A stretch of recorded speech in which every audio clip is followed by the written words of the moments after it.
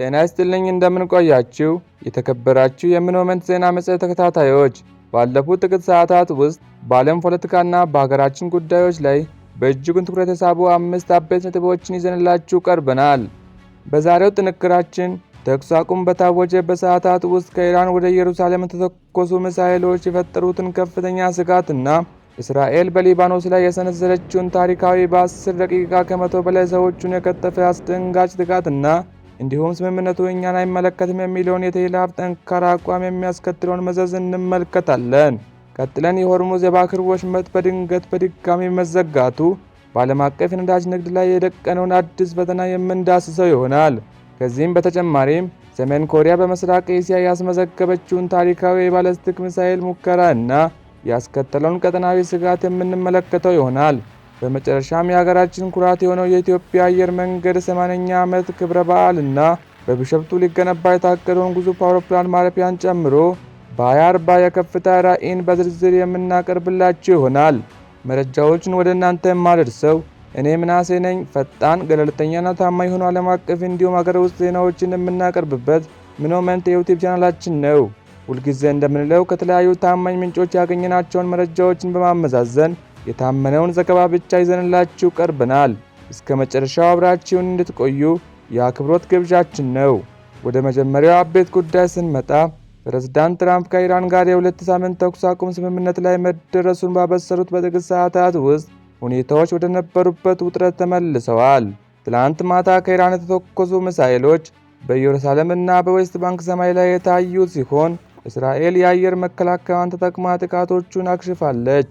ይህ ክስተት ትራምፕ ትልቅ ድል ሲሉ የገለጹትን ስምምነት ከባድ አደጋ ላይ የጣለ አስደንጋጭ ድርጊት ሆኗል።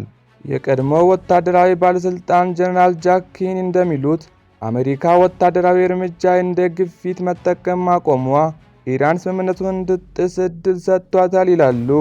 የ2 ሳምንታት የጊዜ ገደብ ከመጠናቀቁ በፊት ኢራን ሁኔታዎችን ለራሷ ጥቅም ለመቀየር እየሞከረች እንደሆነም ይነገራል።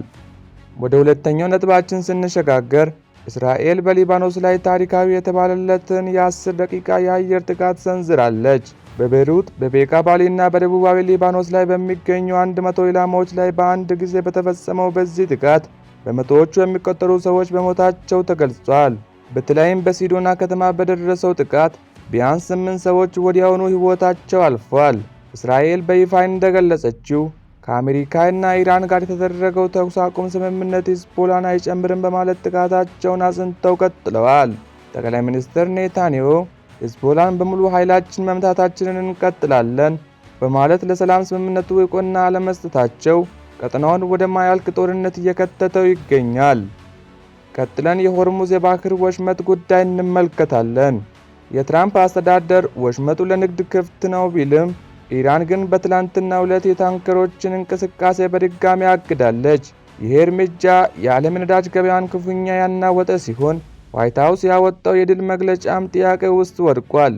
የኢራን ፓርላማ አፈ ጉባኤ እንደገለጹት እስራኤል በሊባኖስ ላይ የምታደርገውን ጥቃት እስካላቆመች ድረስ ወሽመጡን ሙሉ በሙሉ ክፍት ማድረግ የማይታሰብ እንደሆነም ገልጸዋል። ይህ ደግሞ በምዕራባውያንና በኢራን መካከል ያለውን ዲፕሎማሲያዊ ግንኙነት ይበልጥ እያሻከረው መጥቷል። ወደ አራተኛው አበይት ጉዳይ ስንመጣ በምስራቅ እስያ ሌላ ስጋት አንዣብቧል። ሰሜን ኮሪያ በዚህ ሳምንት ብቻ ተከታታይ የባለስቲክ ሚሳኤል ሙከራዎችን አድርጋለች። ረቡዕ ዕለት ከሰዓት በኋላ ላይ የተተኮሰው ሚሳኤል በጃፓን ባህር ላይ ያረፈ ሲሆን ይሄ ሙከራ የሀገሪቱ 6ኛው የዓመቱ ሙከራ መሆኑም ተገልጿል። ፒዮንግያንግ አዳዲስ የጠጣር ነዳጅ ቴክኖሎጂዎችንም እየሞከረች መሆኑም ተንታኞቹ በተደጋጋሚ ገልጸዋል። ይሄ እርምጃ አሜሪካ በመካከለኛው ምስራቅ በተወጠረችበት ወቅት ሰሜን ኮሪያ ዓለም አቀፍ ትኩረትን ለመሳብና ወታደራዊ አቅሟን ለማሳየት የተጠቀመችበት ስልት እንደሆነም ይታመናል። ወደ መጨረሻውና ወደ ሀገራዊ ጉዳያችን ስንመጣ ትላንት መጋቢት 30 ቀን የኢትዮጵያ አየር መንገድ የመጀመሪያ በረራ ወደ ካይሮ ካደረገ 80 ዓመታትን ተቆጥሯል። አየር መንገዱ ይህን ታሪካዊ ቀን ሲያበስር በቀጣይ 20 ዓመታት የሚተገብረውን የ2040 ራዕይን ይፋ አድርጓል። በዚህም የአውሮፕላኖችን ቁጥር ወደ 350 ለማድረስና በዓመት 60 ሚሊዮን መንገዶችን ለማጓጓዝ አቅዷል። የዚህ ትልቅ እቅድ አካል የሆነውና በቢሾፍቱ ከተማ የሚገነባው አዲስ ዓለም አቀፍ አውሮፕላን ማረፊያ ግንባታው ሲጠናቀቅ ኢትዮጵያ የአፍሪካ ቁንጮ የአቪዬሽን ማዕከል እንደሚያደርጋትም ይጠበቃል። አየር መንገዱ በችግርም ሆነ በሰላም ጊዜ ኢትዮጵያን ለዓለም በማስተዋወቅ እያደረገ ያለው አስተዋጽኦ ለሁላችንም ኩራት እንደሆነም ቀጥሏል። ውድ የምኖመንት ቤተሰቦች በዛሬው ዜና መጽሔት ዝግጅታችን እነዚህን አበይት ጉዳዮች እንዳሰናል። ዓለም በከፍተኛ የፖለቲካ ትኩሳት ውስጥ በምትገኝበት በዚህ ወቅት የሀገራችን ተቋማት እንደ ኢትዮጵያ አየር መንገድ ያሉት የከፍታ ጉዟቸውን መቀጠላቸው ትልቅ ተስፋ ይፈጥራል። እናንተስ እስራኤል ተኩስ አቁም እኔን አይመለከትም ማለቷን እንዴት ታያላችሁ? እንዲሁም የአየር መንገዳችን የ2040 ራዕይ ላይ ያላችሁን ሀሳብ በኮመንት አጋሩን። መረጃዎቹን ከወደዳችሁ ቪዲዮን ላይክ ማድረጋችሁንና ለሌሎች እንዲደርስ ሼር ማድረጋችሁን እንዳይረሳ። ሰላም ለሀገራችን፣ ሰላም ለዓለም። በቀጣይ መረጃ እስከምንገናኝ ቸር ይቆዩ።